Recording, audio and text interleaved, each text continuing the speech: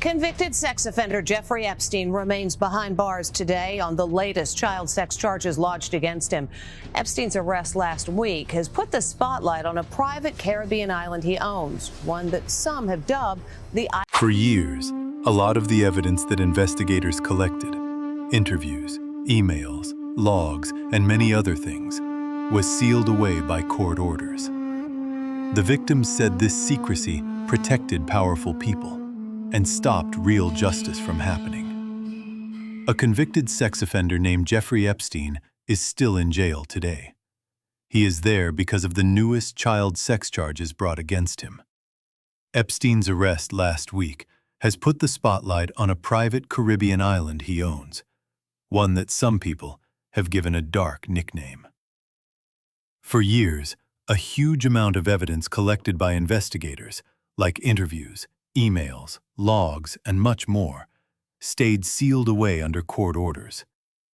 The victims said this level of secrecy was shielding powerful individuals and preventing real justice from happening. In August 2019, the whole world waited anxiously as FBI agents moved in on a private island in the Caribbean. For weeks, the media kept asking one main question: what exactly did they find inside? Tapes, ledgers, proof of terrible crimes. But maybe those were the wrong questions to ask. The most disturbing truth about Jeffrey Epstein's island wasn't anything hidden behind its walls. It was something completely out in the open, right there in plain sight. Yet somehow, everyone missed it. Let's go back and retrace the trail that stayed unnoticed for so long. Home. To understand just how strange this whole situation was, we first need to look at the official story of Epstein's island. The record starts in 1998. Jeffrey Epstein, a mysterious money man with deep connections across New York, bought the 72-acre island of Little St. James in the United States Virgin Islands. At the time, the purchase looked completely ordinary. It seemed like the biggest show of wealth during an age of huge financial excess. In the years after that, Epstein poured millions of dollars into the property, turning the once empty land into a luxurious estate with a main residence, several guest villas, and carefully planned landscaping.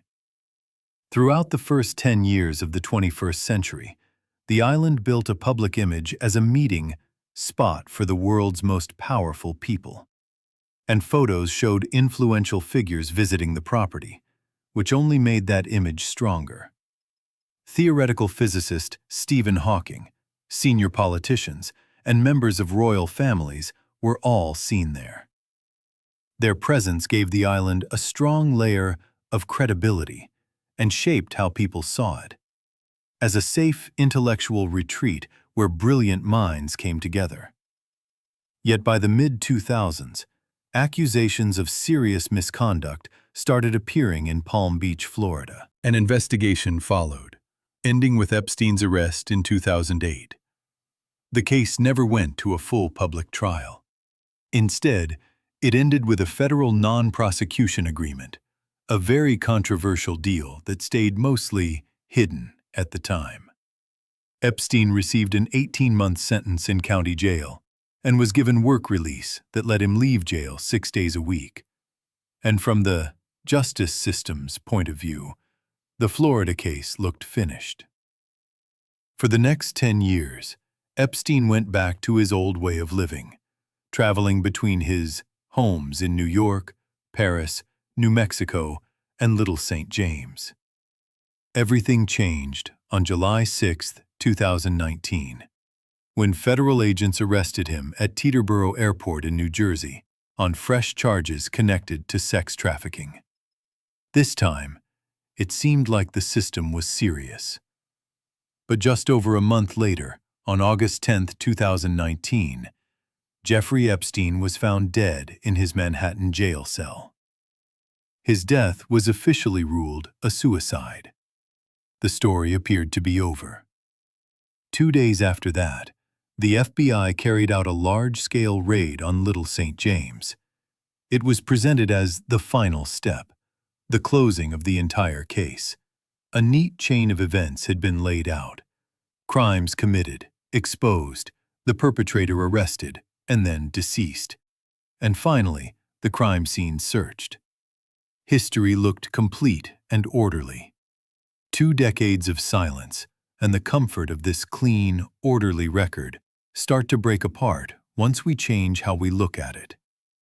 Instead of treating the documented events as separate moments, we need to examine the long, silent gaps between them. One undeniable fact stands out as a serious irregularity. The time from 1998, when the island was purchased, until the final arrest in 2019 covers 21 years, more than 7,600 days. The problem with the official story isn't a missing event. It's the huge length of that period. This wasn't a time when crimes happened in total darkness. On the contrary, warnings were there almost from the start. People living and working on nearby islands, like St. Thomas, quickly gave Little St. James dark nicknames. Stories spread through local communities about young girls being brought to the island, about security that was unusually tight, and about the lack of normal leisure activities. These weren't later guesses. They were observations made at the time. In 2003, 16 years before the final arrest, a Vanity Fair article painted a disturbing picture of Epstein's lifestyle. Even after heavy editing before publication, accounts from victims like Virginia and Maria Farmer had already appeared in court records years earlier. The 2008 Florida case, even though it ended in a controversial agreement, was still a public matter. It put an official warning sign next to Epstein's name and his activities. The justice system knew. The press knew. The public, if they paid attention, could have known too. And the real anomaly isn't that crimes took place. The anomaly is the strange way public awareness kept growing while decisive action from the highest levels stayed missing.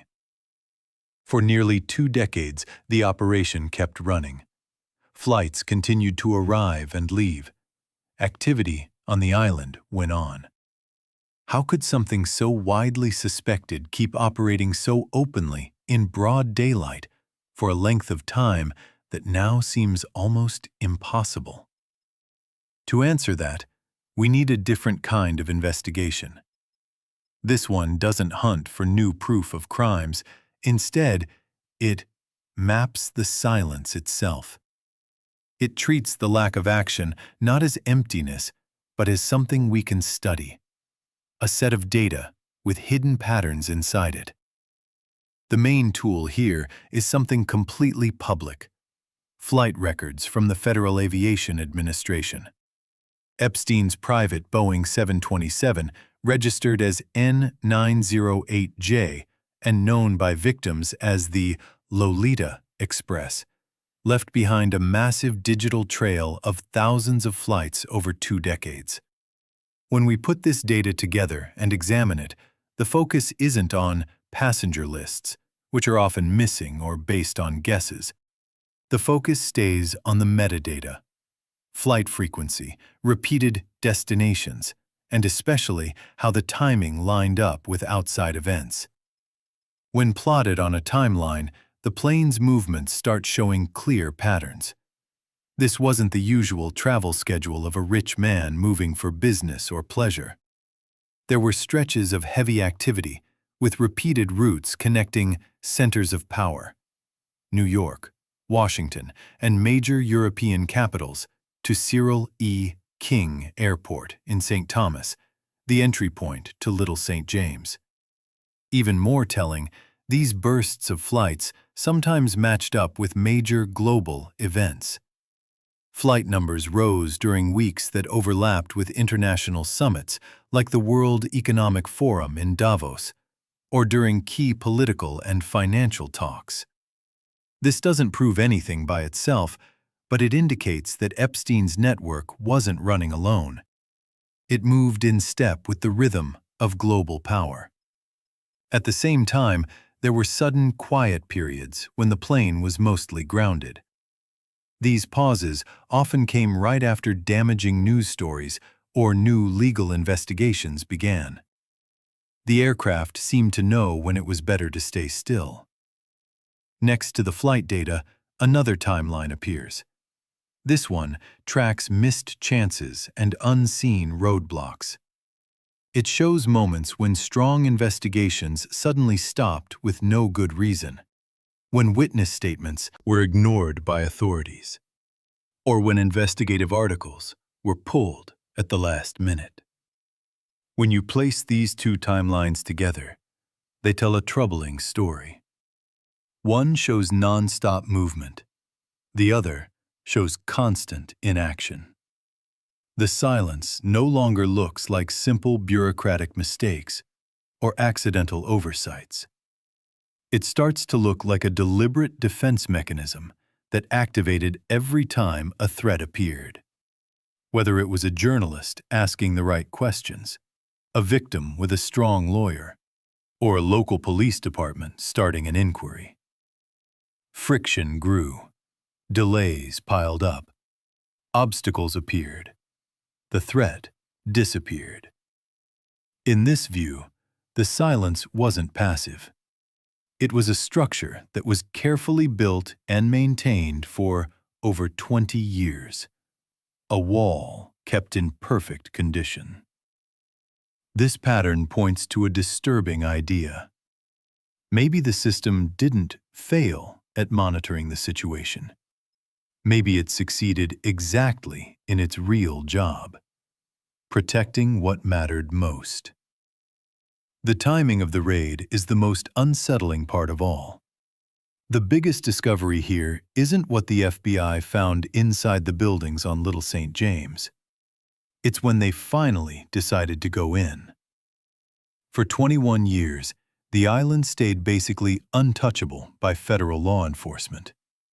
Despite all the rumors, accusations, and even a previous criminal conviction, no major raid ever happened. The operation kept going.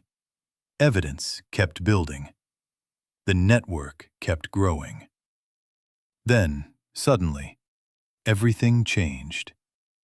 On July 6, 2019, Epstein was arrested. On August 10, 2019, he was declared dead. 2 days later, on August 12th, the FBI launched its raid. And this single detail breaks every earlier assumption.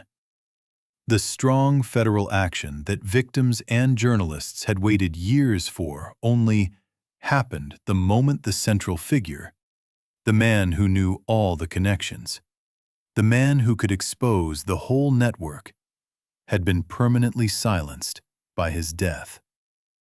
While he was still alive and could potentially cooperate with prosecutors, the island was left alone. The second that threat was gone, the doors opened. The timing changes how we see the entire raid. It no longer looks like a real push for justice or a serious hunt for truth. It starts to look like a planned cleanup operation, carried out only after the main suspect could no longer speak, could no longer name accomplices, could no longer point fingers at others. The raid doesn't feel like the start of a search for answers, yet it feels like a guarantee that such a search would never be allowed to finish completely. The idea that this was a victory for justice falls apart when you examine it. In its place comes a much darker possibility. This wasn't the beginning of accountability. It was the final stage of a carefully controlled cleanup.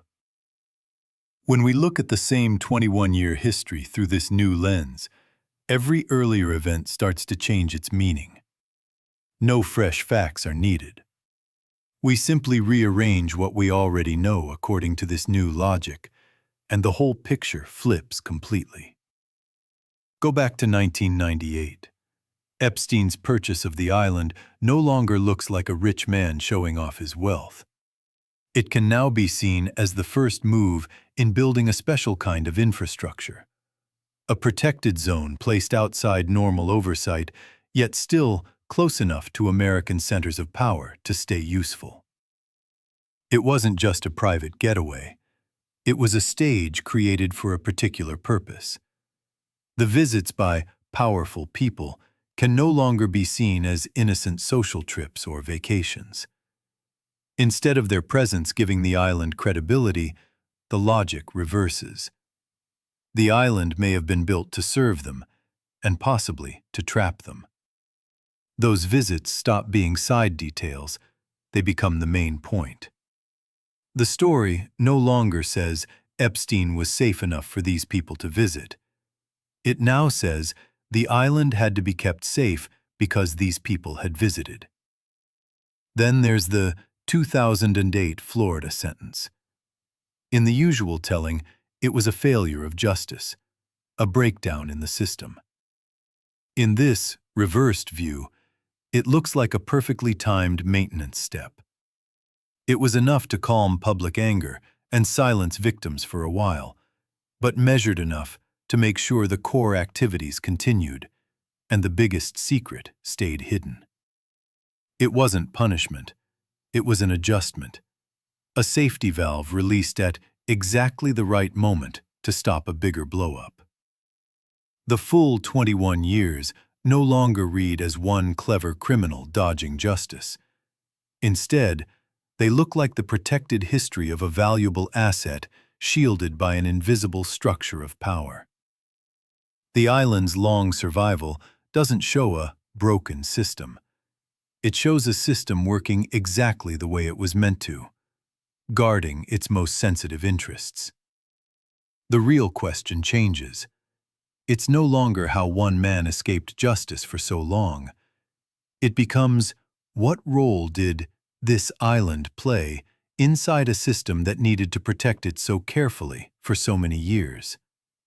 So that the attention moves away from the life story of a sexual predator and toward the operational record of a hidden tool of influence. The implications of this view don't stay just theoretical. They show up in real events that happened after the raid, making it clear that the control and concealment kept going right in front of everyone. The cleanup didn't stop with Epstein's death or the FBI's arrival. It moved into a new stage that can be called the eraser of the timeline, a deliberate effort to make sure the island's complete history could never be put back together. The most obvious step was what happened to the crime scene itself. In 2023, after years of legal battles and asset sales, Little St. James and Great St. James were sold to private equity investor Stephen Deckoff for $60 million. The official plan was to turn the islands into a luxury resort with five-star hotels and top-tier facilities. In legal language, this was just a real estate deal. In investigative terms, it meant the permanent destruction of the physical setting, tearing down the island's most infamous buildings, the strange temple-like structure, the isolated bungalows, and any possible hidden underground areas. The physical space where the crimes supposedly happened is now gone, buried under new construction. Any future forensic or archaeological work has become practically impossible. At the same time, the release of information stayed tightly managed. Court orders unsealed thousands of pages from related civil cases, especially the lawsuit filed by Virginia Giuffre against Ghislaine Maxwell. When the public hoped these documents would bring major revelations, including full lists of names, what came out instead was heavy redaction. Hundreds of names and important sections were blacked out, supposedly for privacy or ongoing investigations. Instead of bringing clarity, the released files created more confusion and strengthened the feeling that the full truth is still being deliberately held back. Most disturbing is the vanishing of what many called the real center of the operation, the archive. Witnesses and former staff described how Epstein had advanced surveillance systems and a secure vault containing hard drives, CDs, and videotapes. Materials believed to hold highly compromising records. Yet, after the federal raid, the fate of this archive remains unclear. No clear public record of any large data seizure was ever given, and these materials didn't appear in any major way during Ghislaine Maxwell's trial. The main collection of 2 decades of activity seems to have simply disappeared without any trace. This doesn't look like normal memory fading with time. It looks like active, coordinated deletion, designed to make sure the full, detailed history of the island can never be rebuilt. After going through all the layers of the official story, examining the long, empty spaces in time, mapping the silence, and seeing the history flip upside down, the answer to the original question becomes painfully clear. The most disturbing discovery connected to Jeffrey Epstein's island isn't any physical item the FBI carried away in evidence bags. It isn't a videotape, a photograph, or a black book full of powerful names. The most unsettling evidence is the timeline itself, and it cannot be redacted. It cannot be demolished. 21 years, more than 7,600 days. This wasn't a period where crimes were brilliantly hidden. It was the active, operational lifespan of a facility that the system allowed to keep running. It's like noticing a strange star in the night sky. At first you might think it's just an illusion or a trick of the light. But when it stays there, night after night, year after year, you have to accept that it belongs there and follows its own rules. The island's open, continuous existence for 2 full decades, despite constant warnings and clear signals, stands as strong proof that it wasn't a random anomaly or a simple failure of the system.